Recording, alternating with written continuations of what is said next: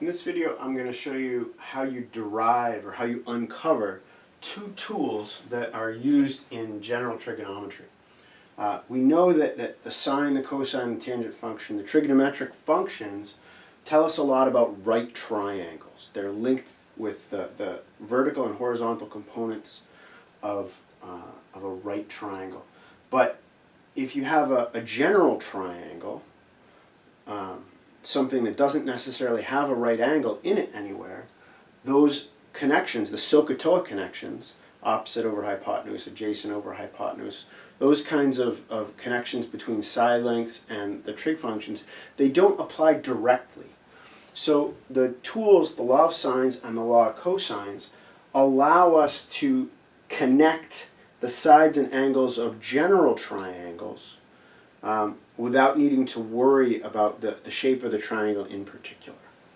Okay? So these are a really nice example of mathematical arguments where we take something that we're aware of. We know a lot about right triangle trigonometry and how it connects with sine, cosine, and tangent, and we apply that or connect that to a general triangle. Okay? So let me show you how these work. First, the law of sines. Let's draw a triangle, and you can draw a triangle as you're watching me. The exact shape of the triangle that you draw isn't really that important. So you can draw it with a lot of symmetry, or you can draw it a little bit awkward, a little bit skewed. That would be fine. We're going to label the sides of this triangle, and what I'd like to do is maybe use capital letters for the angles. Call that A, call that B, and call this guy C. So I'm using capital letters for the angles, and I'll use lowercase letters for the sides. And I'm going to pair up the side, the opposite side, with the angle. So for the capital A angle over here, we're going to call this side lowercase a. For the C here, we're going to call this side lowercase c, which looks pretty similar. So, and then finally, for this angle B, we'll have a lowercase b that stands for the length of that side. Okay? Now, this is a general triangle. We're not saying anything special about A, B, or C individually, so none of those have to be right triangles. In order to derive the law of sines, what we need to do is connect this general triangle to right triangles where we can use the trig functions in ways that we're familiar with. So what I'm going to do here is I'm going to pick an angle, and you can pick a different angle than me when you're working through this on your own. I'm going to pick this top angle here, but you could pick the one on the left or the one on the right. It really doesn't matter. What we're going to do is pick that angle, and we're going to draw a line from this vertex down and perpendicular to the opposite side. So I want to intersect this bottom side here at a right angle. Right? If you drew a line here using angle A, cutting angle A into pieces, you would want to draw it so that it intersected this upper side at a right angle. Okay? As soon as you draw that side, you're going to cut this triangle, the triangle that you start with, into two smaller right triangles. And those right triangles can be analyzed using trig functions. Okay? So now what we're going to do is we're going to make a connection between the one piece that's shared between these two right triangles. See this middle line that we've drawn here? I want to call that x. And that x is one of the sides of the triangle on the left. It's also one of the sides of the triangle on the right. And the goal, or the law of sines, is going to come from, or be derived from, figuring out a way to write the length x in terms of stuff in each triangle. Okay?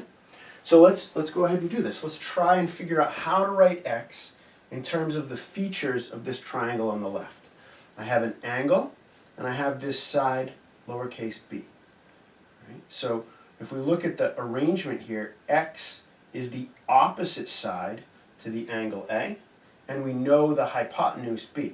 So if we use the sine function, which you might have predicted from the name of this law, the sine of the angle A is equal to the opposite side divided by the hypotenuse. Okay? So there's a connection between this shared side x, the angle A, and the side length b. If I go ahead and solve that for x, then I'll have an expression which tells me how long this side is in terms of the features of this right triangle. So go ahead and multiply both sides by b there. So b times sine of a is equal to x. And if you chose a different line, a different cut, then you'll have different side lengths and different angles than I have. Okay?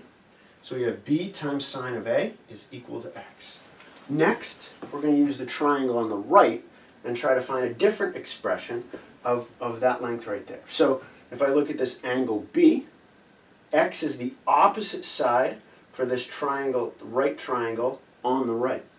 Okay, so we have the opposite side, and then we have the hypotenuse of this triangle with little a. So using the same relationship, but for a different triangle, we can say that sine of the angle b is equal to the opposite side, x, divided by its hypotenuse, which is this little a. And then, just like we did before, we'll solve for x, and we'll have a different expression for the value of the length of that side. Okay? So we can write this as a sine b, multiplying both sides by a, is equal to x. Okay? So now we have one expression for x from the triangle on the left, a different expression for x from the triangle on the right. Since both of those are talking about the same side x, we can set them equal to one another. We can actually equate them, and that will give us a connection between the different parts of the triangle that we started with. We're kind of removing this intermediate side x from the calculation, from the equation. Right, so if we set these things equal, we get b sine a is equal to a sine b. And this is actually the law of sines, but it's not the version of the law of sines that we usually remember because it's kind of mixed up. There's a's and b's on both sides of the equation. And while each of those is talking about a different feature, it's easier or more symmetric to remember this in a different way. So we're going to take both sides of this equation, and we're going to divide by the side lengths, AB. Divide both sides by AB, and the result, after we cancel out the B's on the left and the A's on the right, looks like sine of the angle A over the side A is equal to sine of the angle B over the side B. Okay? This is the law of sines. If we know any three of these features, if I know maybe angle A, angle B, and side B, I can use this relationship to find the length of side A. I just solve the equation and rearrange. If I know the length of side A, the length of side B, and one of the angles, either A or B, I can use this relationship to find the remaining angle. You might need to use inverse trig functions or something to complete the calculation, but this connection gives you all the information you need to get from one of these measurements to another one. Okay? All right. In addition, if you tried this while you were watching the video and you chose a different line, a different way to cut the triangle, you might have a connection between the third angle, or this upper angle, and this side C. And it turns out that that final connection looks the same as this. It's just as symmetric. So you can say that sine C over little c, so this is sine of the angle C, and this is the length of side C, it's opposite side. That ratio has to be equal to the ratios of the A angle on the A side and the B angle on the B side. So this relationship is true in general, works for any triangle, and allows you to make connections between angles and sides. Okay? All right, so that's the first tool. Law of sines taken care of.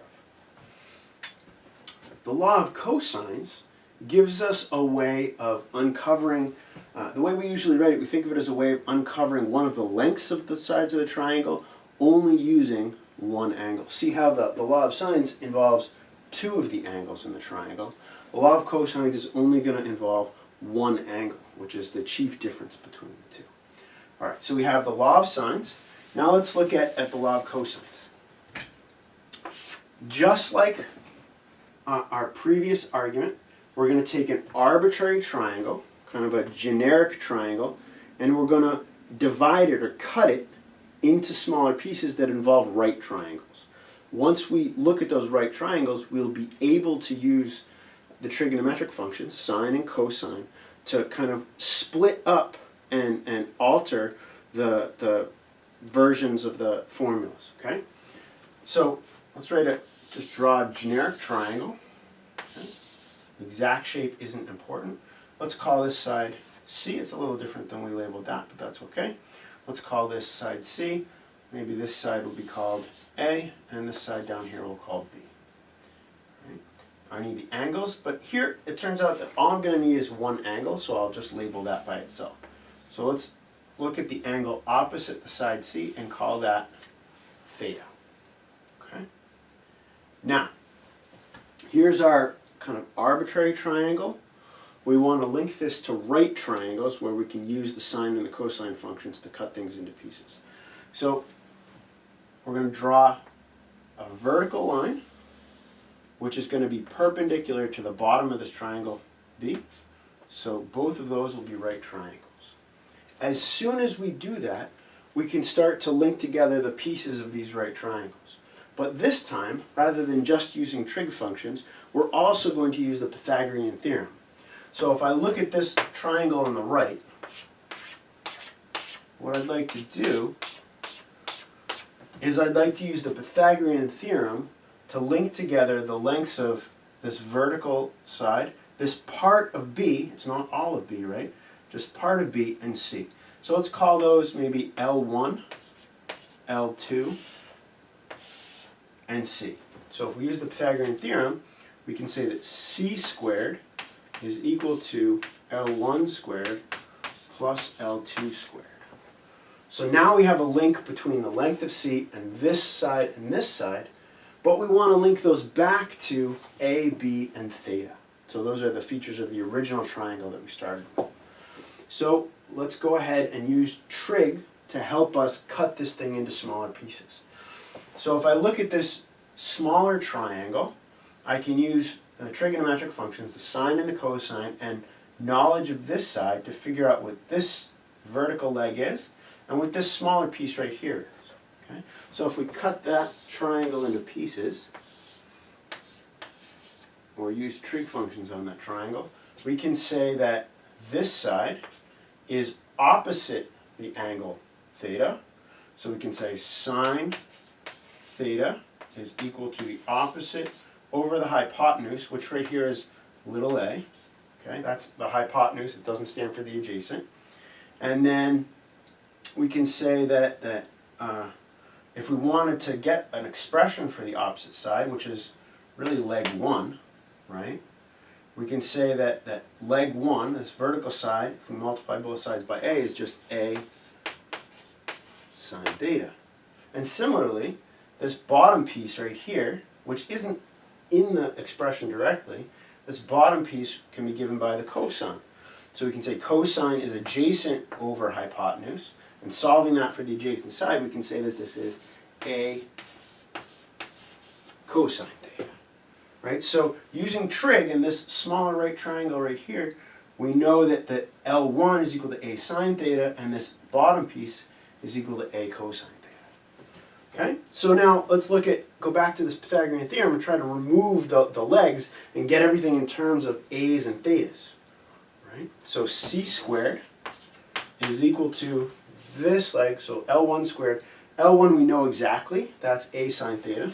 So c squared is going to be a sine theta squared, right, plus leg 2.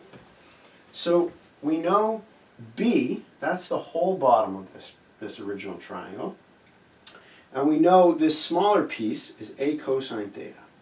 So if we want L2, one way that we can get that out of the measurements that we're aware of, or the pieces that we've labeled so far, we could get L2 as the whole side, B, minus this piece right here. We could take this piece away, and what will be left would be L2.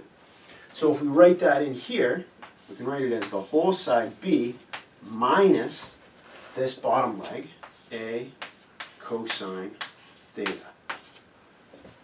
Okay.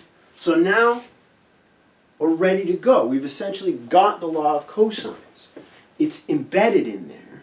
But what we want to do is we want to simplify it. We want to get it into the simplest relationship that we can. Okay?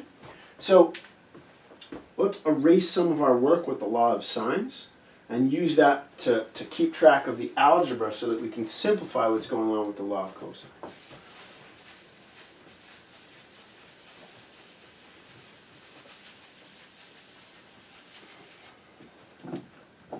Okay, so we have, let's clean this up as much as we can.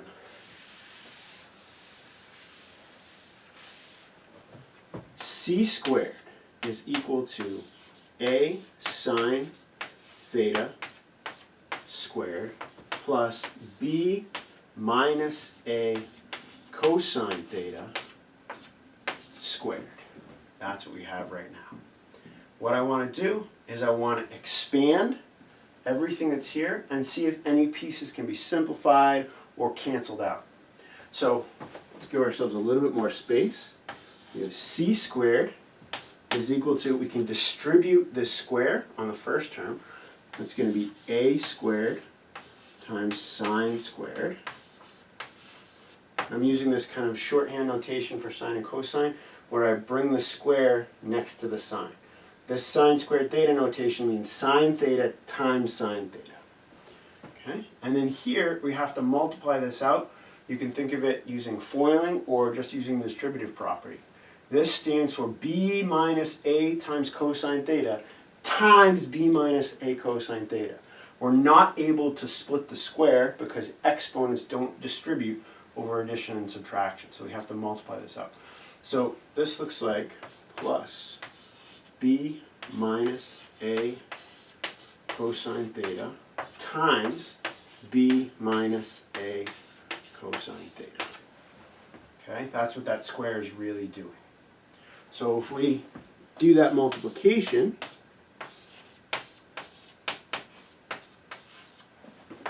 we're going to get b times b, which is b squared. We'll get two cross terms. We get the b times minus a cosine theta and the inner b and minus a cosine theta. So that's going to give us minus 2ab cosine theta. And then we have the last term here, minus a cosine theta times minus a cosine theta. So we get plus a times a is a squared, cosine times cosine is cosine squared. So now we've multiplied everything out, and we're going to now rearrange and use the Pythagorean identity that we learned when we first derived sine and cosine. Their connection between the sides and the hypotenuse of the triangles made around the unit circle. Okay, so I just want to organize these. Basically what I'm going to do is just pull this a squared term at the beginning of this expression and the a squared term at the end of the expression and rearrange them. I'm using the commutativity of addition to alter the order of these terms, and then I'm going to simplify. So we have c squared is equal to a squared times sine squared theta plus a squared times cosine squared theta plus b squared minus 2ab cosine theta. Okay. And now the first two terms that we're writing on this right-hand side, they both share an a squared. So we can write this as c squared is equal to a squared multiplied by sine squared theta plus cosine squared theta plus b squared minus 2ab cosine theta. Okay. And the final step is to notice that sine squared plus cosine squared is one of our Pythagorean trigonometric identities. Sine squared plus cosine squared is equal to 1. So here we can simplify this big complicated expression by replacing it with 1. And that gives us the final version of the law of cosines. So the simplified version of this is that c squared is equal to a squared times 1 plus b squared minus 2ab cosine theta. That's the law of cosines. Okay? All right, so now that we've done all this algebra, we can clear it out and just remind ourselves what these two tools are, what they tell us about general triangles.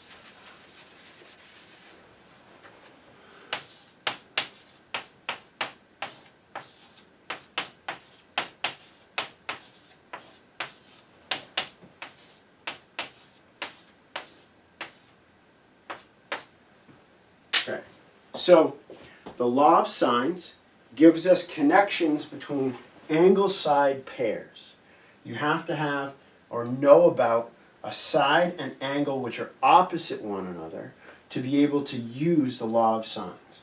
It's true for any triangle, and it's symmetric, so you can compare any pair of side angle pairs. So any two of these side angle pairs can be set equal to each other individually.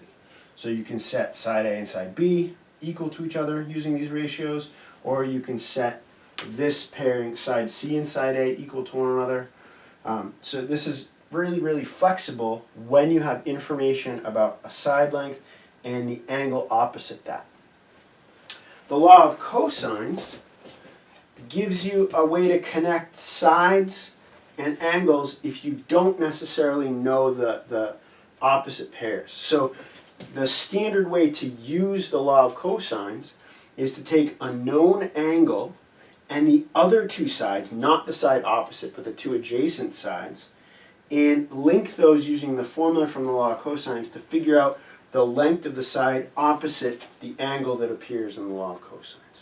Right? So these are two separate tools that we use in general trigonometry to make links between side lengths and angle sizes by way of the trig functions. Okay?